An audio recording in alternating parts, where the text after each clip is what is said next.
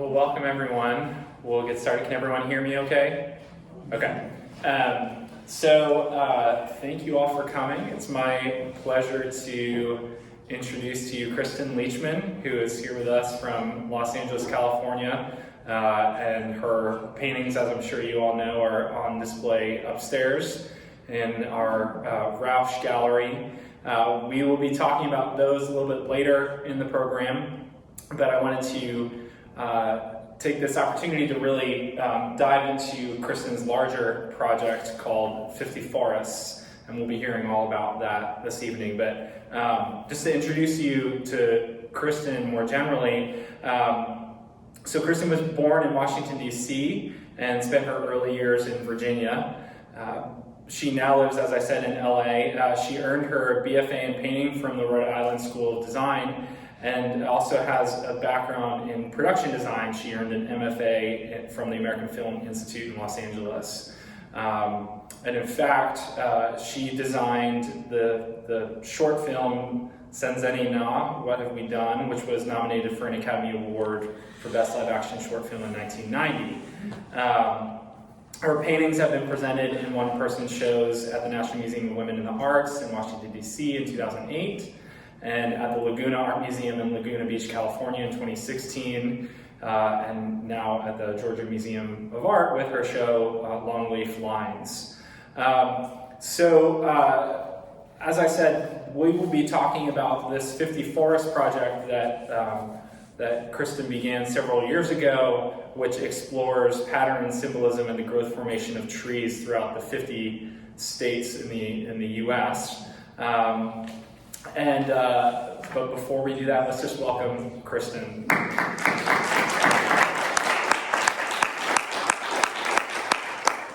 So thanks for being here tonight. Thank you for having me. So we're going to take a very long journey through some forest history, and so we've got a lot of ground to cover, but I think some really fascinating connections to be made to the history of forests in Georgia and the relationship between the history of forests and the history of the United States, really how, especially in the case of Longleaf, we can see so much about American history, American culture. We'll start though with where this whole project started for you. So can you talk to us about the origin of the 50 Forests? Yes, eventually I was working in kind of pattern and decoration within American craft in painting, and then that led into seeing it in nature.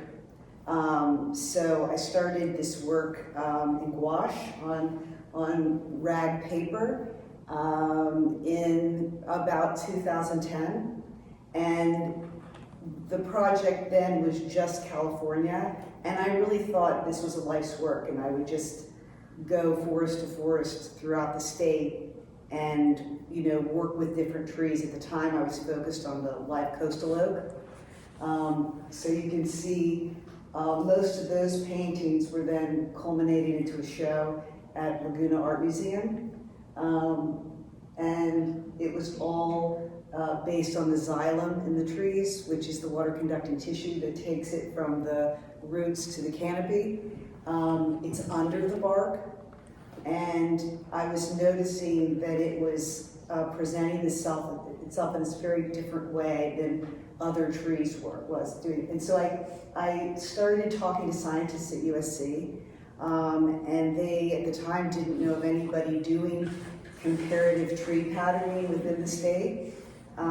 So that was just sort of a happenstance occurrence. And then they were interested in what I was finding and how it varied region to region. And after doing this show, I did some work with the Flora, which is the beetle markings in trees, and I did a series on that. And then I decided I really wanted to start spreading this across the country, and also incorporating more of the natural history of America, different kinds of ecological history, environmentalism, and all these interests of mine, and put them into one project. And I then came to Georgia. I was reading a book called Looking for Longleaf by Lawrence Early, and I thought, how do I not know about the longleaf pine and its history? This is incredible. And so here I am. So let's just quickly move through some of these images about California, and then we'll get to Longleaf. So that back there, you go back one. This was, I did an artist in residency at Yosemite National Park, and I did 3 visits. And the last one, I was snowed in, and everyone was asked to leave the park. And so I was there with a few rangers and some women who were the great-granddaughters of Miwok people who used to live in the valley originally when John Muir kind of discovered it, and started writing about it and getting more publicity before the park was, formed formally. And that was really pivotal because then they were providing me with all of their history and perspective on what I was seeing, and kind of getting me more engaged in the oak tree and how they used the oak tree originally and how it provided food for them and everything. So that was a huge turning point too, that led me into the whole 50 forest concept. But also having that incredible place to myself, walking for 5 hours a day and never seeing anybody in it, and all because of the snow. But anyway, that was a really important part, and anyway, we can keep talking as we go on more about it. But this is a live coastal oak, and this is a black oak. And Yosemite Conservancy originally invited me to come because they have the last remaining black oak grove in the state of California. And you can see the state of it. I mean, this one's on its way out, but there were, subsequently some storms and things that pretty much wiped it out. So I was happy to have a record of it. And then that sort of happened throughout my work. I'd work in this area, and then there would be horrible drought the next summer, or there'd be fire or something. So it's been interesting to have this kind of mapping and this kind of documentation through painting and through fine art of kind of what's going on in our environment. These are washes. Yeah. These are 60 by 80 inch oil paintings.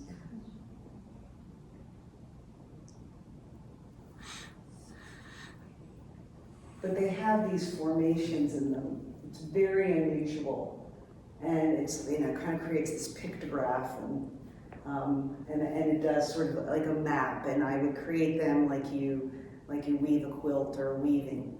I would work on them flat and then put them up on the wall. And there's lots of chalk and drawing, and it's pretty labor intensive, but. They have this kind of basketry craft quality to them in the end. So,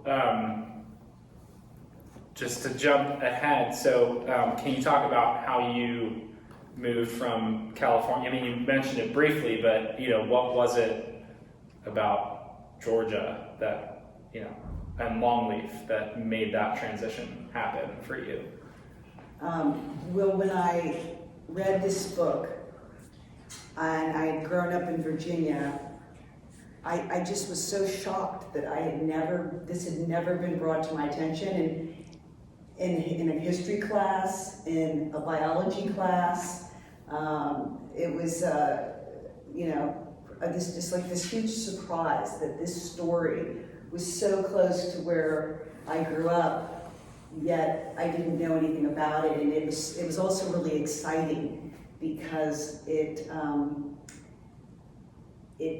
when I found out it was the largest ecosystem in the world, like it's almost like parallel to the rainforest now. It was just so like thrilling to me, and I was like, oh, this is definitely has to be my next project, and thankfully you agreed. Yeah, that's right. Right. Yeah. And the great Bill Island, who is your director and an amazing person. So everyone said to me, "Oh, that's the museum." So I was so happy to collaborate with you all. So just we probably have some folks who are knowledgeable about Longleaf and the Longleaf ecosystem, but just to drive the point home about the kind of massive acreage that these longleaf forests once covered versus where we are now. Yeah. And really, this is one of the important stories that's behind these paintings. So you were down here, right in Southwest Georgia, right in the Red Hills area, and this was in this dark green. That's the 90 million acres of the original virgin forest. Yeah. And now you can see the spotting of it. It's down to around 4 million. I mean, everybody you talk to, that number varies somewhere between 3.5 to 5 million acres left. But yeah, and these are the spots that it's still. So and you were telling me earlier, but talk about how you found the forest where you wanted to go. Well, I knew that for Georgia, it was in the southern part of the state. So then I started doing that whole Google aerial mapping, and you could just see, through the canopy where it was still thriving. And so then I just had all this kind of roundabout way of like pinpointing where the largest stand of old growth was, and that's really what I wanted to paint. Just the old memory and the story, and it took me a very long time to gain access, as you know. Mm-hmm. It's in private hands, but thankfully, through just a lot of persistence. And I think because they knew I was going to make them for you in the museum, that I was allowed in. So it was anyway. We can go on to the pictures, but in the history of it, this is in Savannah, right? Yeah. So this is the 1734 view of Savannah when Oglethorpe was settling the city. An image that I've seen many times, but I'd never really paid attention to the trees. The trees that surround this grid that Oglethorpe was creating for this new this new city that would be a port city for a state that he hoped would have a diverse citizenry. At that point, it was a non-slaveholding state. Those laws changed. But not only do we have the trees, which we can think about those forests and that map we just saw, but also these ships in the foreground and the relationship between Longleaf and the maritime world of colonial North America and the early United States. So, and the river where it would come into the bay was a place they'd originally start, because they could get the mules to take the logs down to the river and then get them out and over to England. So this is probably near some opening of the river to the bay. So, and this is a story about pine trees and ship masts. It was Kristin and I were talking a couple of weeks ago as we were preparing what we were going to say tonight, and all of a sudden I remembered about these liberty poles, which were erected in the 1760s and 70s, because the pine tree, in this case these were white pines, these mast trees were crucial to to British colonization, to the maintenance of the British Empire through the British Navy. And when the Stamp Act was repealed in 1766, the Stamp Act being, one of these great moments of protest among colonial North Americans against British rule, when that repeal happened, the citizens of New York raised a ship mast that they called a Liberty Pole in the Commons, which is now City Hall Park in Manhattan. And that ship mast became a symbol for resistance against empire, a symbol of liberty and this assertion of rights for the citizens of colonial North America. So it gets to the point where you have the Sons of Liberty, this group of American revolutionaries in 1776, raising the fifth of these poles, because what would happen was the British troops would see these poles go up. They knew it was a sign of resistance, because the colonies are basically saying, no, we're not going to give you the very thing that you need to maintain your empire, these mast trees, and they tear them back down, and then they've raised them again and clad them in metal so that they couldn't be torn down. So the fifth pole went up in 1776, which is the year of the Declaration. And you all may know those flags from the Revolutionary era that have a pine tree on them. And so the pine in American history is pivotal to this moment of liberty and of revolution. So can you talk a little bit, because you mentioned before about California and it's your time in Yosemite, but the history of Longleaf too in indigenous history in the Southeast, and your conversations and collaborations with indigenous peoples. Yeah, I had a lot of great conversations with a Lower Mesquite Creek elder, was a woman, and we talked a lot about the log cabin. She was claiming they had invented the design. I haven't fact checked that, but I do understand how this could occur. They're so straight, and it makes such a good structure.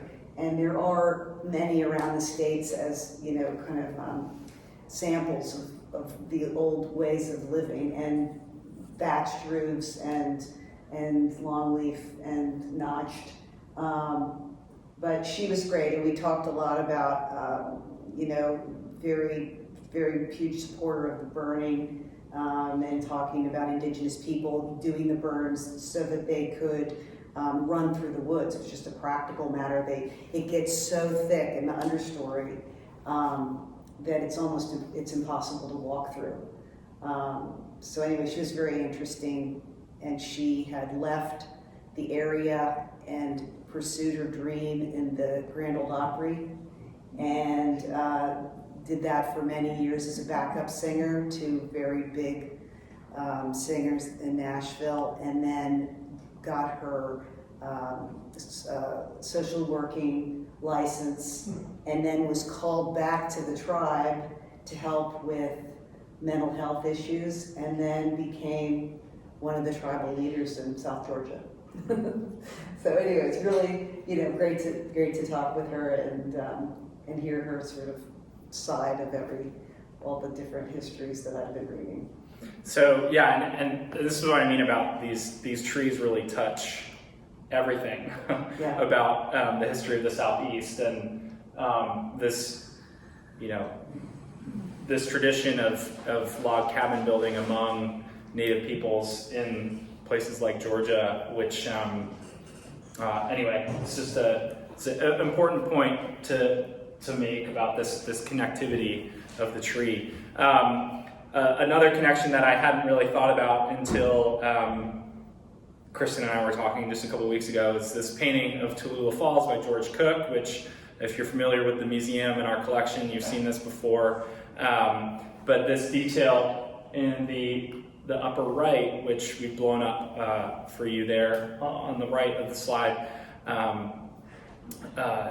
Kristin mentioned the burns that would happen, and what Cook has included in this view of the gorge is an open patch of forest from what was likely a natural fire.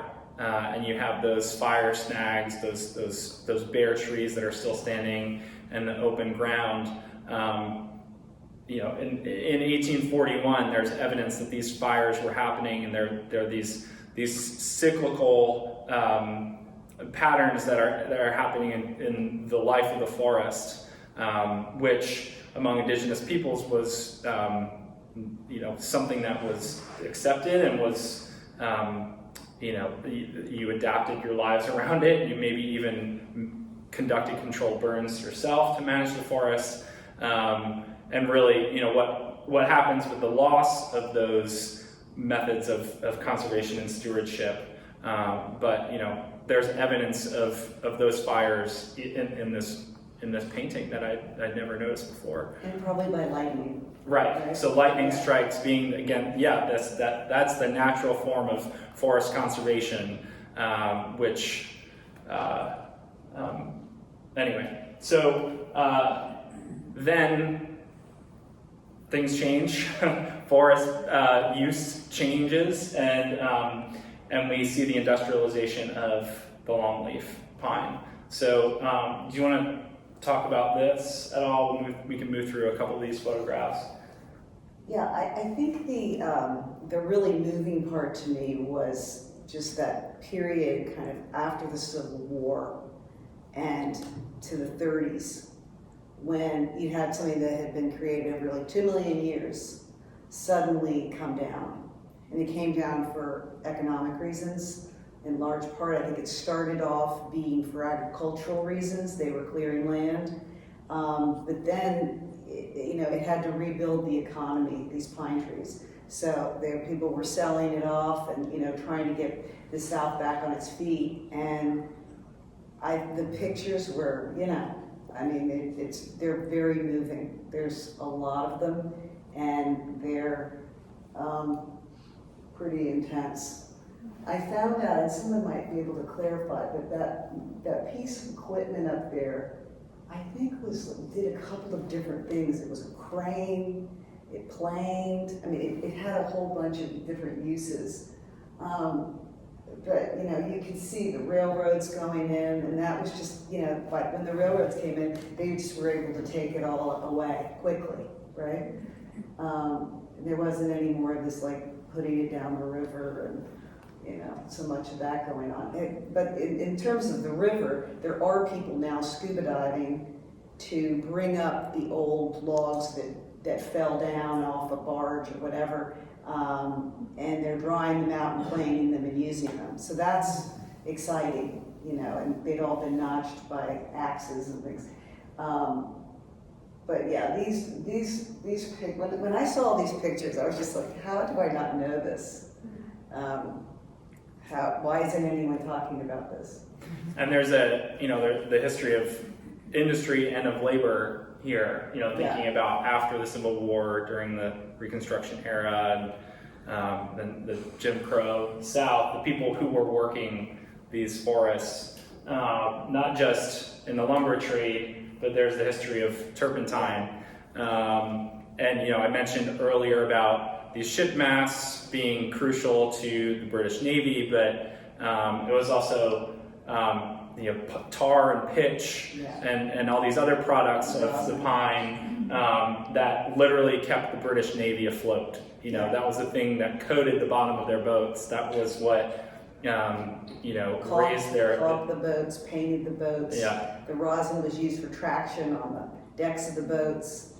The masts, everything. And so you have two photographs here by Dorothea Lange in the early 20th century, where we see how the turpentine industry, and we can see images of the cap facing of these pine trees and the barrels and barrels of turpentine, but how the turpentine industry really became a new economy of slavery, essentially, and indentured servitude through this really grueling and toxic production process of turpentine. So there's both beauty and there's a lot of trauma to the story of Longleaf. And for those that don't know, the cat facing is done in the colder months, and then they'll come back, in June, July when it's hot, and and they have boxes there on the bottom to catch all of it, but it'll just start to bleed out, and then those are taken to the distillery and made into turpentine, and then boxes are brought back. Everything they just keep doing it until it's all bled out. So the forest I was in did not have any turpentine history, so I didn't see any of that going on, or evidence of that. But I did see these little foundation spots where there had been housing in the woods for laborers. So you can't talk about Longleaf without talking about quail.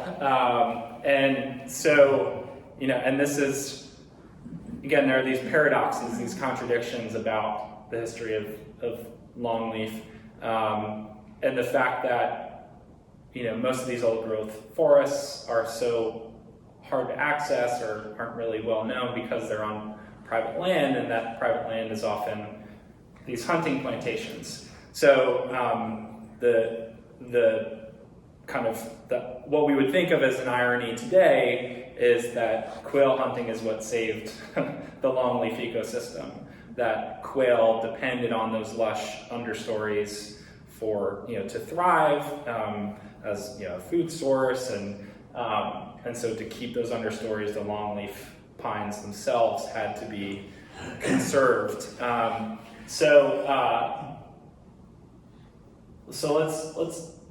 let's talk a little bit more about the conservation as you were seeing. So this is the forest that you spent time in? Yes, and this is it from above. And you can see, this is a beautiful kind of lake pond that it has in the middle of it, but it's so dense and lush and beautifully tended by, I think, about 3 generations of foresters. And I just can't say enough about the forester who is working on it now. And they're just doing very select cutting. If it's going to be there in a couple of years, he leaves it alone. If it's not going to make it to the next year, he cuts it down. But they're not planted in rows. Everything's kind of spaced out. But it was, I grew up in the Blue Ridge Mountains, and I've been in a lot of forests, and there's just something about this forest, when I walked into it, just took your breath away. You did feel like you'd gone back in time. You did feel like you were in an extremely special place. And it felt like a cathedral, because everything is so high. The canopies are so high, and I don't know, it felt very architectural and spiritual, and yeah, I'll never forget it. I was very blessed to be there. This is the base of the state champion tree, and it was interesting to me because it had been shake-faced, which is what they call it, because they were seeing at one point if it was appropriate for making shingles.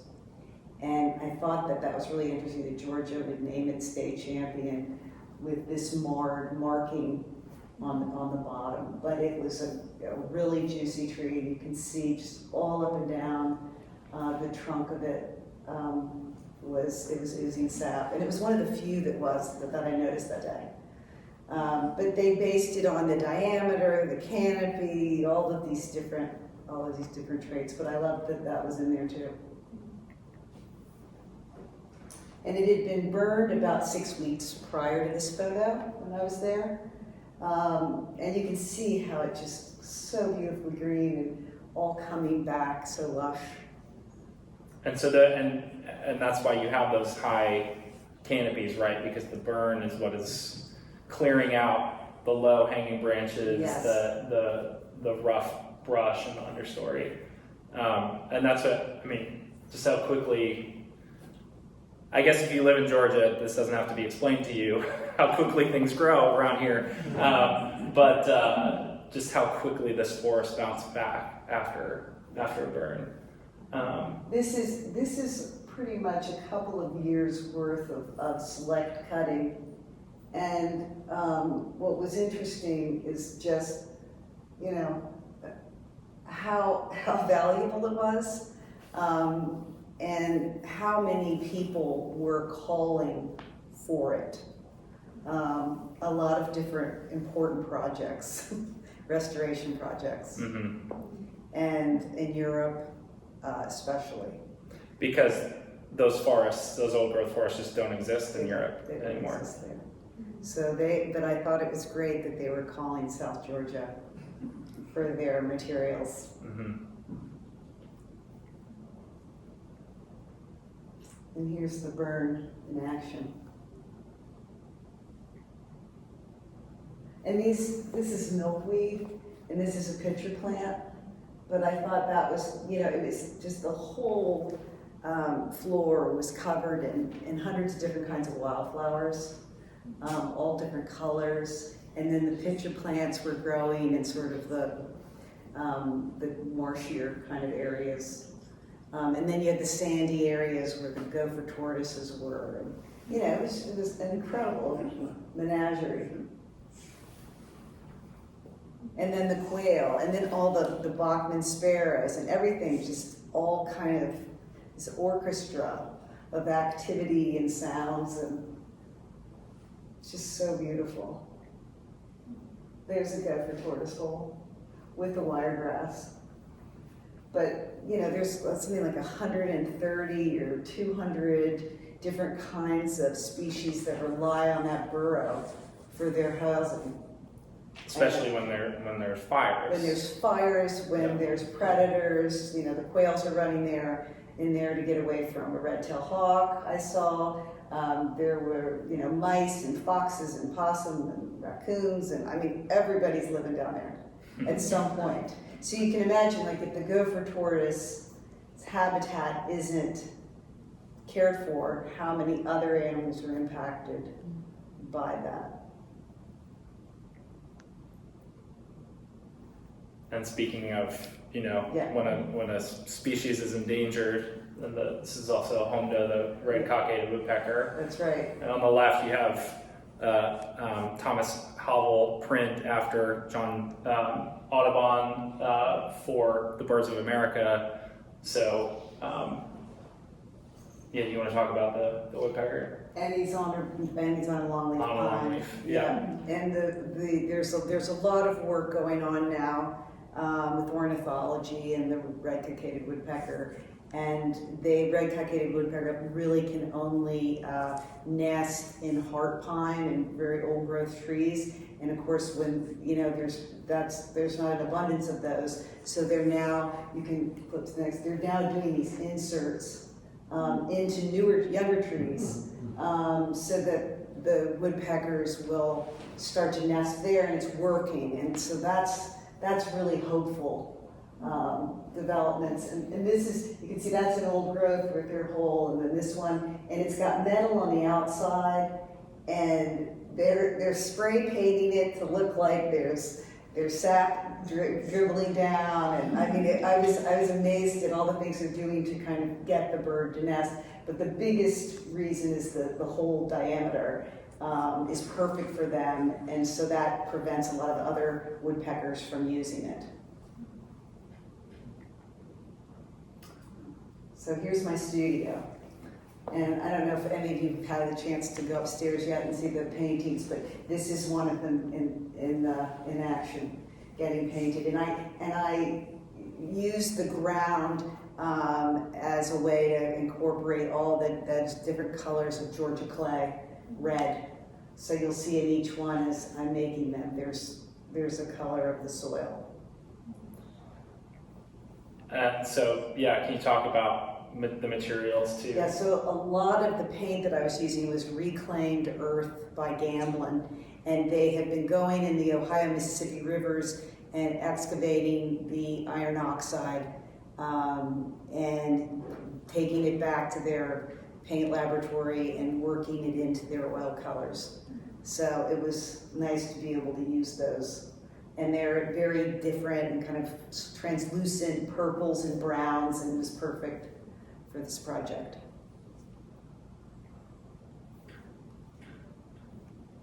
So again, I'm still working very flat and working in sections, sort of finishing parts of the puzzle, putting them back on the wall, working at them all together, and then back on the sawhorses and tables, and so it sort of goes back and forth.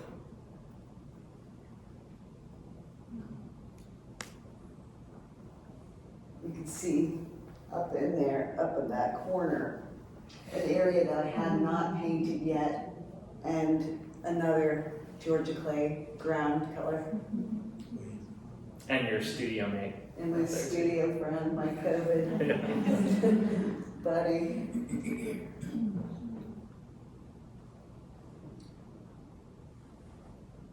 And that's another Yes. incomplete section there on the bottom Right. left, yeah.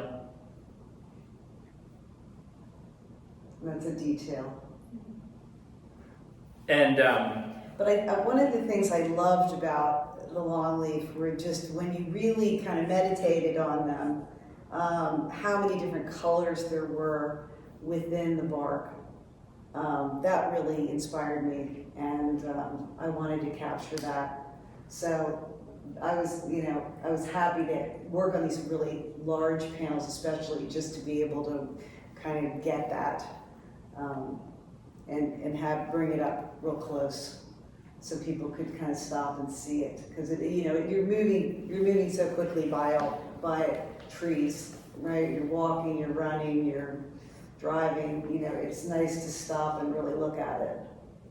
so can you talk about how you settled on bark and bark patterns? What is it about the bark of the longleaf that? I think the color and just the amount of kind of abstracted interconnectivity with them. There's no tree is the same. You can see there, this one, it starts to become sort of this French surrealism abstraction, right? And then it was very interesting with this one. There was this whole form that started to look like a part of a woodpecker. And there are these holes, woodpecker black holes, and then there's this kind of flesh color, all these multiple flesh colors. It was a juicy project to paint.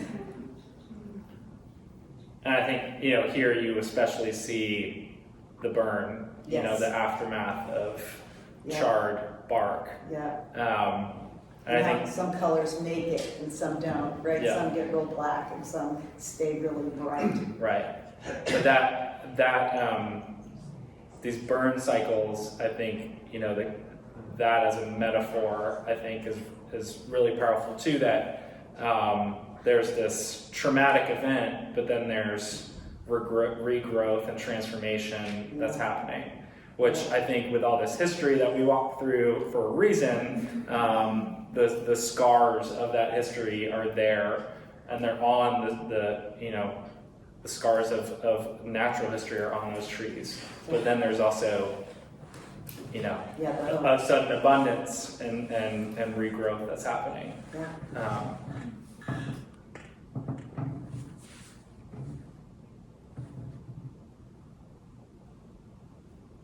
And again, it was really fun to work on this project with you because we kind of went in it not knowing a lot. I mean, I'd had this visit, I was reading, you were reading, and we can now have a somewhat conversation about it, right? But that's been a lovely part of it. Yeah, and I think it was, you had met a colleague of mine in Los Angeles, Yes. who then mentioned me, and he was at the Getty on a residency at the time that there was a major fire that caused the Getty to evacuate. That's right. So, we're living in an age of forest fires. Yes. Um, And then there was COVID a month later. yeah. And then what I loved about Jeff is Jeff just soldiered on. He never really mentioned it. We just kept working, right? Yeah. And it got really bad sometimes. I'm like, he didn't even mention it. God bless him, right? Like he just kept marching on, Yeah. right? Painting, writing, curating, right? Yeah. Reading. So so the kind of story of, it's not just about transformation but also resilience that I think is all part of this too. That living with fire is kind of what the longleaf does, and that the toughening of the barks as a skin. That story I think is a lesson. And this is holes drilled in the longleaf from the yellow-bellied sapsucker, and they put their holes very close together, and they wait, and then the sap fills these little wells, these little reservoirs. It's very sweet and sugary, and then they drink it. But I thought it was interesting, they're the only migratory woodpecker in North America, and they spend their summer months in the north and the winter in Georgia. They're very smart. They know where to go. Yeah. So anyway, they were all flying all around, and I, again, with my love of patterning, I just loved that all of a sudden you'd see this huge tree, and then there'd just be this section where it was very penetrated by them. So. And that, we talked about with the gopher tortoise burrows, and you'll see, if you haven't seen the exhibition yet, or if you have, we commissioned an illustrator to produce this coloring book to really convey, the rich ecosystem of these forests and all the species who depend on one another.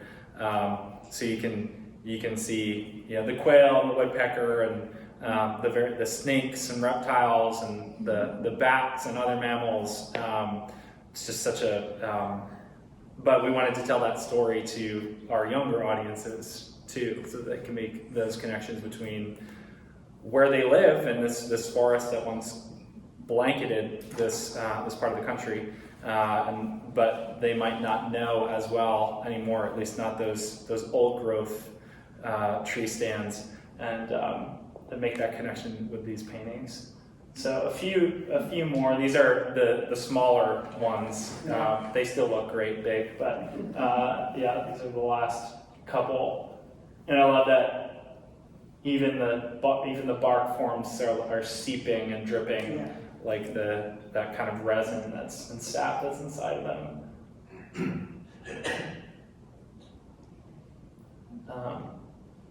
So just with the last few minutes that we have, I wanted to give you a chance to talk about what you're working on now, because 50 forests, there's a lot of work to be done.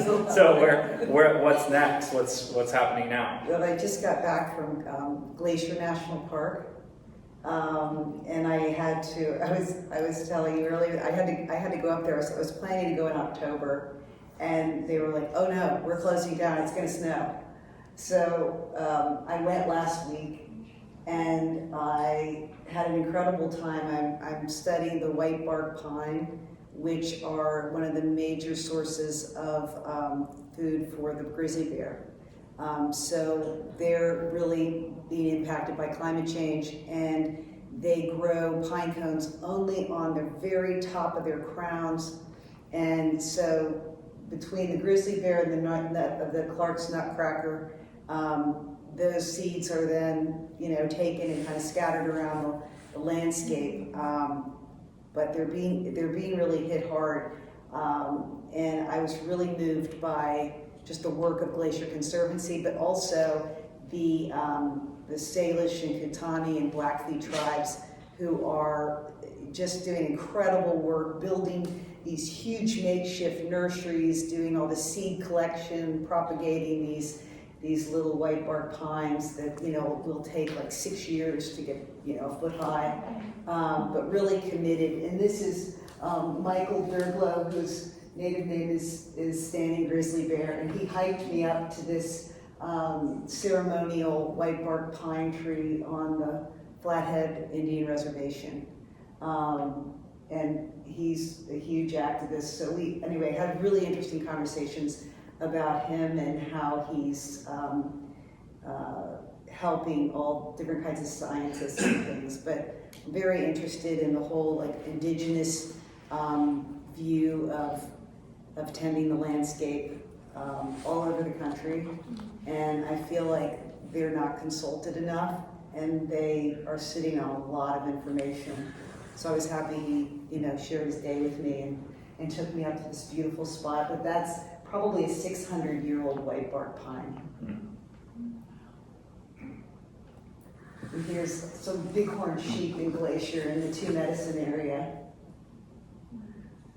And that's a white bark stand, a healthy one. And these are two on the way out.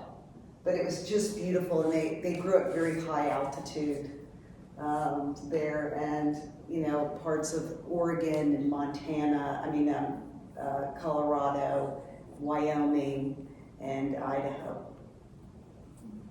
That's where they're still in a kind of similar to the longleaf, just like this forest used to be fairly large there. There's a smattering of areas where they're finding them and researching them now.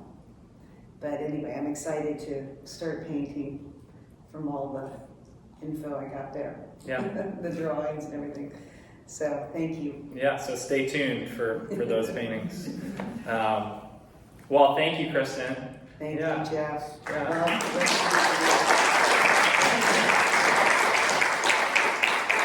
So we have a little bit of time for questions, if you all have questions, and I'll repeat them just in case anybody can't hear them. But yeah, go ahead. Just a couple of comments. One's personal, one's UGA related.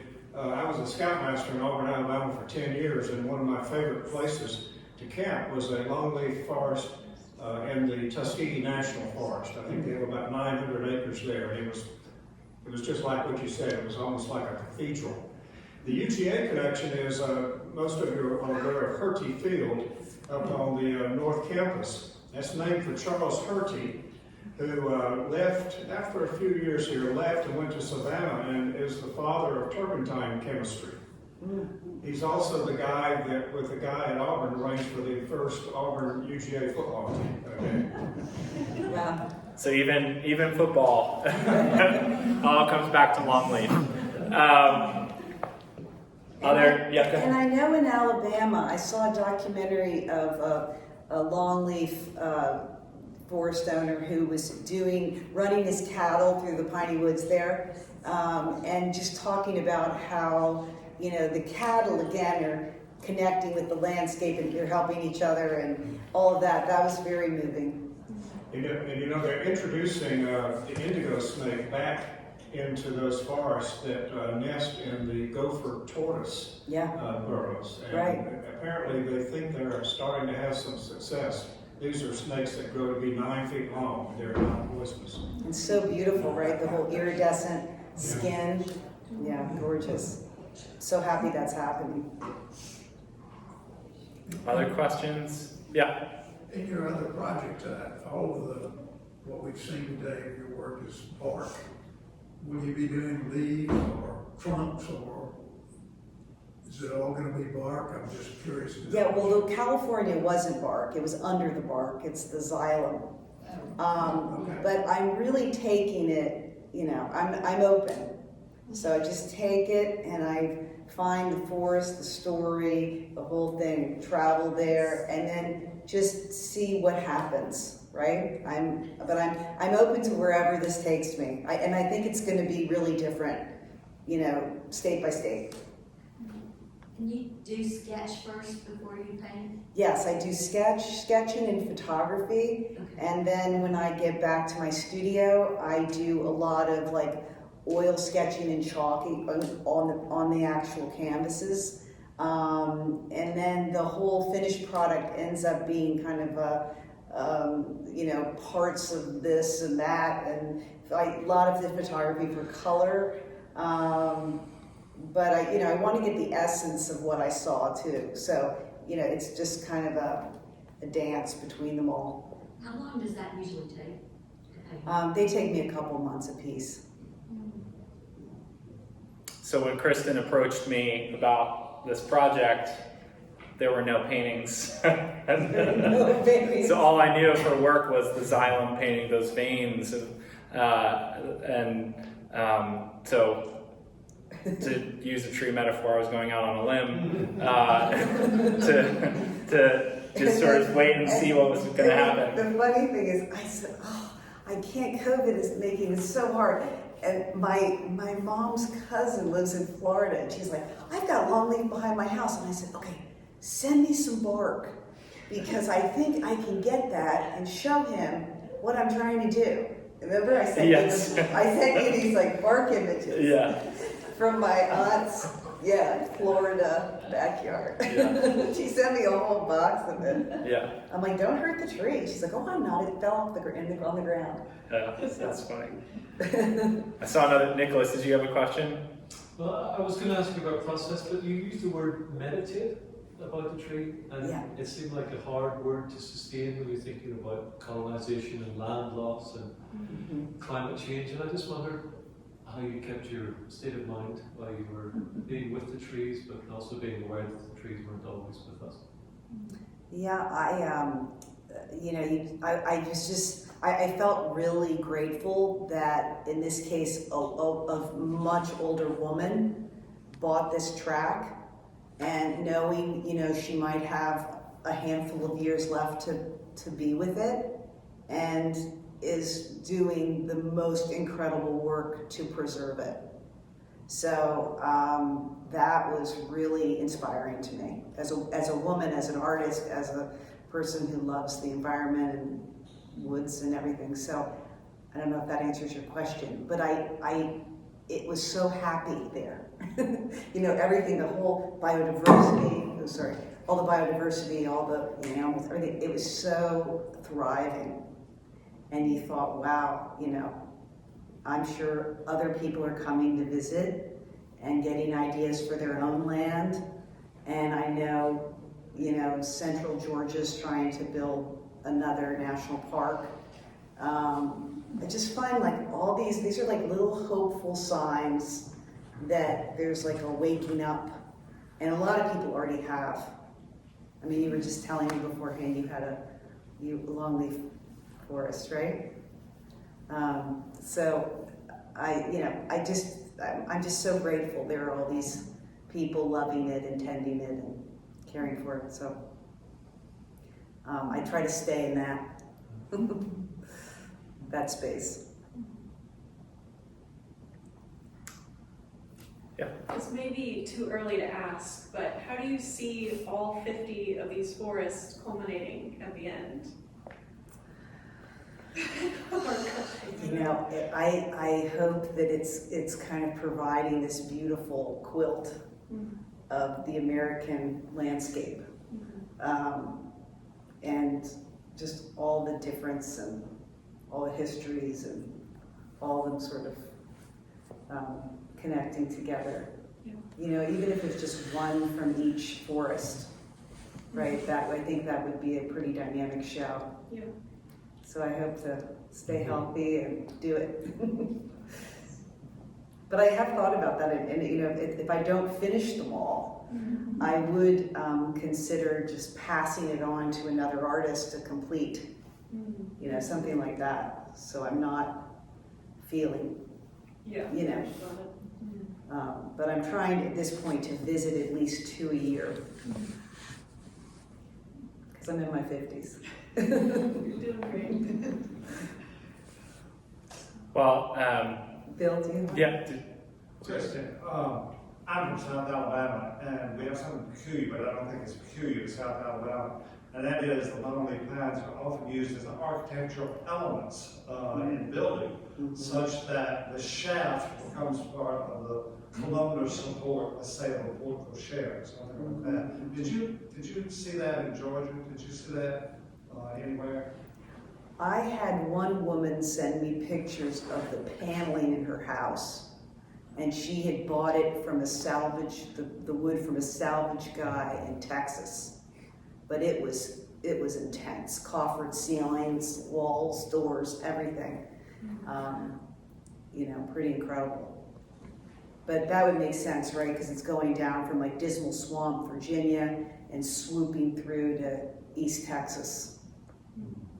That she would find it there. But I've never seen what you're talking about, where they're making it. Jeff was laughing earlier because I was showing him in Glacier. They had this dug fir in this old lodge, arts and crafts lodge, dug fir columns with bark going up in the lobby, but they had made them Corinthian by putting two, you know, on horizontal logs this way at the very top. You know, but it's beautiful, right? Anyway. Is the hemlock going to be one somewhere, one of the states that's going, you know, it's kind of fighting a blight or whatever? Yeah, I'd love to do a hemlock series. So stay tuned for that. But thanks, I agree. And I did take Kristin to see the tree that owns itself. I realized you could do a whole tour of Athens just about strange, bizarre trees. Anyway, I had to show her our own little slice of tree history here. Yes, and I put it on Instagram and got a lot of hearts. Yeah, that's a very unusual story. Yeah. Museum is open until 9 o'clock tonight, so if you have not seen the show, please head on upstairs to the galleries and check it out. We have copies of the brochure up there, as well as that coloring book that I mentioned. We also, on November 17th, we will have a program with Janice Ray, who will be talking about a more sort of personal history of Longleaf here in the auditorium that evening, and she is doing an ekphrastic poetry workshop in the gallery earlier in the day. That's a limited registration, so if you're interested in signing up, make sure you do that. Thank you all again for coming. And what about the movie? Are you showing the movie? Yes, and we're showing, Callum, when is In January or February. in January or February, so Like TBD. yeah, more details to come.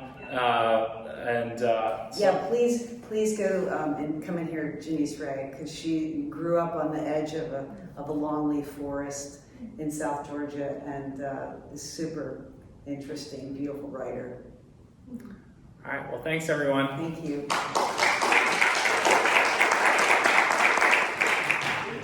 I'm going to go upstairs too if anyone wants to talk some more.